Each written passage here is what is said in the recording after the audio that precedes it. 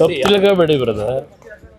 ನಾನು ಈ ರಾಜ್ಯದ ಮುಖ್ಯಮಂತ್ರಿಗಳಾದ ಮೇಲಾದರೂ ಇದೆಂಥವು ಬ್ಲೂ ಫಿಲಮ್ ಮಾಡಿಸೋದು, ಪೋಸ್ಟ್ ನಡೆಸೋದು ಇದೆಲ್ಲ ಬಿಡ್ತಾರೆ ಅದನ್ನು ಅಂತ ಅಂದ್ಕೊಂಡಿದ್ದೆ.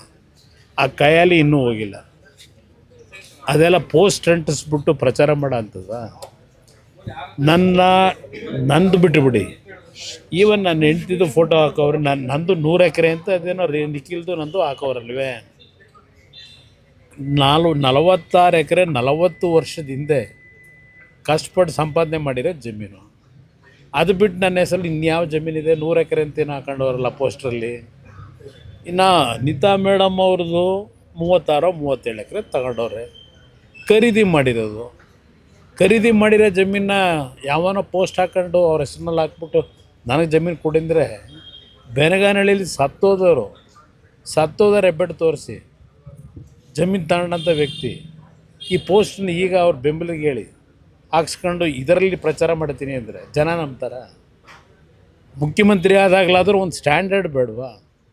ಒಂದು ಸ್ಟ್ಯಾಂಡರ್ಡ್ ಇಲ್ಲದೆ ಈ ರೀತಿಯ ನಡವಳಿಕೆ ಇವತ್ತು ಈ ರಾಜ್ಯ ಯಾವ ಪರಿಸ್ಥಿತಿ ಹೋಗುತ್ತೆ ಅನ್ನೋದನ್ನು ಯೋಚನೆ ಮಾಡಬೇಕು. ಕುಟುಂಬದವ್ರನ್ನ ಫೋಟೋ ಎಲ್ಲ ಹಾಕಿ ಇದು ವಿಕೃತ ಮನಸ್ಸು. ಅದು ಅಷ್ಟೇ ವಿಕೃತ ಮನಸ್ಸೇ. ಅದು ಹೇಳದ್ನಲ್ಲ, ಇದು ಮೊದಲಿಂದಲೂ ಬಂದಿರೋದು ಇದರಲ್ಲೇ. ಈ ಕೈಯಲ್ಲಿ ಬಂದಂಥ ವ್ಯಕ್ತಿ ಈಗಲೂ ಇದನ್ನೇ ಮುಖ್ಯಮಂತ್ರಿ ಆದಮೇಲಾದರೂ ಆ ಮುಖ್ಯಮಂತ್ರಿಯ ಕುರ್ಚಿಗಾದರೂ ಗೌರವ ಬೇಡವಾ? ಈ ರೀತಿ ಪೋಸ್ಟ್ಗಳು ಹಾಕ್ಕೊಂಡು ಇವತ್ತು ಪ್ರಚಾರ ಮಾಡ್ಕೊಂಡು ಅಪ್ರಚಾರ ಮಾಡ್ಕೊಂಡು ಅಶೋಕ್ ಅವ್ರ ಮೇಲೆ, ಅಲ್ಲಿಂದ ವಿಜೇಂದ್ರ ಮೇಲೆ, ಅಲ್ಲಿಂದ ನಾರಾಯಣ ಸ್ವಾಮಿ ಮೇಲೆ ತಪ್ಪು ಮಾಡಿದರೆ ಮುಖ್ಯಮಂತ್ರಿ ಆ್ಯಕ್ಷನ್ ತಗೊಳ್ಳೋಕೆ ಹೇಳಿ ಅಧಿಕಾರಿಗಳಿಗೆ. ಪೋಸ್ಟ್ನಲ್ಲಿ ಸುಮ್ಮನೆ ಹಾಕ್ಕೊಂಡು ಪಾಪ ಇಲ್ಲಿವರೆಗೆ ಕಾಂಗ್ರೆಸ್ನ ಮಂತ್ರಿಗಳು ಶಾಸಕರದೇ ನಡೆದೋಯ್ತು, ವಿಧಾನಸಭೆ ಕಲಾಪದಲ್ಲಿ ನಡೆದೋಯ್ತು. ಮತ್ತು ಅವ್ರನ್ನ ಬಾಯ ಮುಚ್ಚಿಸಿದ್ರು. ಸದ್ಯ ಹೇಳ್ತೀವಿ ಅಂತೇಳಿ ಬಾಯ ತೆಗಿಲಿಲ್ಲ ಅವರು. ಆ ರೀತಿ ಈ ರಾಜ್ಯದಲ್ಲಿ ಏನು ನಡೀತಾ ಇದೆ, ಬಹುಶಃ ಇನ್ನು ಮುಂದಕ್ಕಾದ್ರೂ ನಿಲ್ತದೇನೋ ಅಂದ್ಕೊಂಡಿದ್ದು. ಹೆದರ್ತೀರಾ ಸರ್ ಕುಮಾರಸ್ವಾಮಿ ಫ್ಯಾಮಿಲಿ ಅವ್ರ ಫೋಟೋ? ನಾನು ಯಾವುದೇ ಕಾರಣಕ್ಕೂ ನಂದು ತೆರೆದ ಪುಸ್ತಕ. ಎಲ್ಲ ವಿಷಯಗಳು ನನ್ನ ಕಾರ್ಯಕರ್ತರಿಗೂ ಗೊತ್ತು, ಜನತೆಗೂ ಗೊತ್ತಿದೆ. ಅದರಿಂದ ನಾನು ಇದಕ್ಕೆಲ್ಲ ಇಂಥ ಬೆದರಿಕೆಗೆ ಹೆದರ್ತಕ್ಕಂಥ ಪ್ರಶ್ನೆ ಇಲ್ಲ, ಈ ಪೋಸ್ಟ್ಗಳಿಗೆ ಹೆದರ್ತಕ್ಕಂಥ ಪ್ರಶ್ನೆ ಇಲ್ಲ. ಜನಗಳ ಮುಂದೆ ನಮ್ಮ ಪಕ್ಷದ ಹೋರಾಟ ಏನಿದೆ ಜನಗಳಿಗೋಸ್ಕರ, ರೈತರಿಗೋಸ್ಕರವಾಗಿ ನನ್ನ ಹೆಸರನ್ನ ಹೇಳ್ತಾರೆ ಪದೇ ಪದೇ. ಹೌದಪ್ಪ, ನನ್ನ ಕಾಲದಲ್ಲಿ ಇದು ಮಾಡಬೇಕು ಅಂತ ಹೊರಟಿದ್ದು ನಿಜ.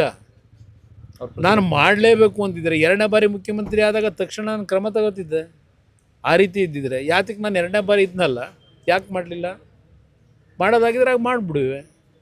ನನ್ನ ಹೆಸರನ್ನ ಹೇಳ್ಕೊಂಡು ದುಡ್ಡು ಹೊಡೆಯೋ ಕೆಲಸಕ್ಕೆ, ಭೂಮಿ ಲಪಟಾಯಿಸೋ ಕೆಲಸಕ್ಕೆ ಇವತ್ತು ನನ್ನ ಹೆಸರನ್ನು ಉಪಯೋಗ ಮಾಡ್ಕೊಂಡು ಹೊರಟವ್ರೆ. ಏನಾದರೂ ಉದ್ದೇಶ, ಒಳ್ಳೆಯ ಉದ್ದೇಶ ಇದ್ದರೆ ಬೆಂಬಲ ಕೊಡೋದ. ಯಾವುದರಲ್ಲಿ ಇವ್ರಿಗೆ ಒಳ್ಳೆಯ ಉದ್ದೇಶ ಇದೆ? ಯಾವುದೇ ಒಂದು ಕೆಲಸ ಮಾಡಬೇಕು ಅಂದರೆ ದುಡ್ಡೇ ನೋಡ್ತಾರೆ.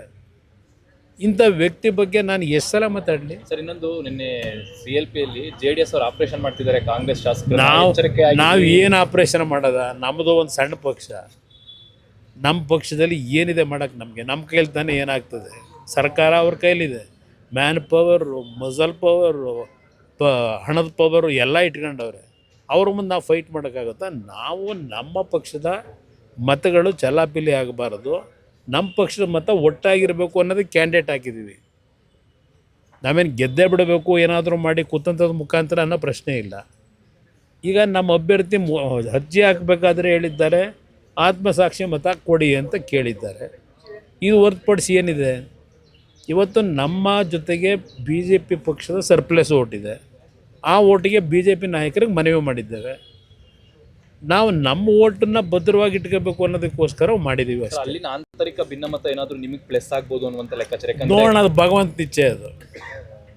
ಅದೇನಾದರೂ ಆ ರೀತಿ ಆದರೆ ನಿಜಕ್ಕೂ ಆ ಕೆಲಸ ಮಾಡಿದ್ರೆ ಸರ್ಕಾರಕ್ಕೆ ಒಂದು ಬಿಗಿ ಮಾಡೋಕ್ಕೆ ಅನುಕೂಲ ಅನ್ನೋದು ನನ್ನ ಅಭಿಪ್ರಾಯ. ಕೊನೆ ಪ್ರಶ್ನೆ, ಚಲುವರಾಯಸ್ವಾಮಿ ಅವರು, ಕುಮಾರಸ್ವಾಮಿ ಅವರಿಗೆಲ್ಲ ಉತ್ತರ ಬೇಡ. ನನ್ನ ಕಾರ್ಯಕರ್ತರು ಉತ್ತರ ಕೊಡ್ಕೊತ ಅವ್ರು ಎಲ್ಲಿದ್ದವರು, ಅವ್ರ ಬಗ್ಗೆ ನಾನೇ ಯಾಕೆ ಚರ್ಚೆ ಮಾಡಲಿ?